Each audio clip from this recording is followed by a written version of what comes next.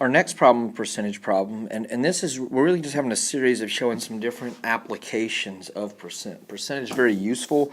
A lot of these have to do with money because the worlds of finance and banking, they use percentage just constantly. I mean, if you were ever in that kind of work, or if you ever put money in a bank or get a house loan or anything like that, percentage is the key that makes all of this work. And so we're going to talk about something called interest in this. Interest, if you've ever wondered how the banks make money, this is how. I mean, if you think about, you put money in a bank and they give you, and your money's in the bank, but they have to give it back to you. And so when I was a kid, I kind of wondered, well, they're keeping my money, but how do they make money? Because people are making a lot of money over there, and where's it all going? Well, the key is something called interest, okay? And so interest is like this. The banks loan out money. They give money to people to borrow.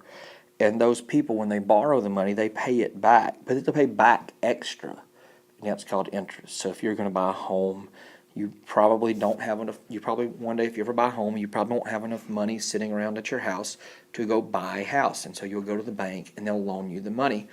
And they'll give you a percentage that's called interest. And of course, then you have to wonder, well, where does the bank get their money to loan out? And this is where you, if you have a bank account come into play, the bank will actually pay you interest for your money. Okay, interest is a percentage of the money and it grows over time. If that's complicated for you, it's a great conversation to actually have with your parents.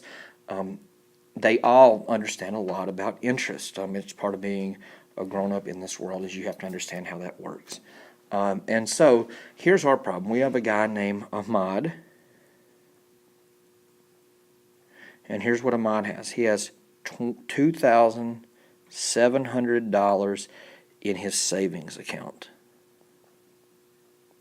Okay. He puts that money in the bank. The bank's glad to have the money because they're going to loan it out. And so they offer him money. They offer him money for putting his money there. They offer him 3%, what we call annual interest. Annual means per year. So we'll put 3% interest a year.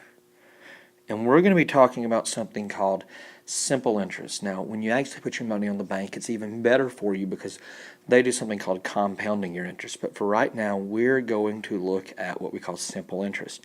He gets 3% interest a year. And the question is, after 1 year, how much money does Ahmad have? Ahmad, he's not going to put in any more money.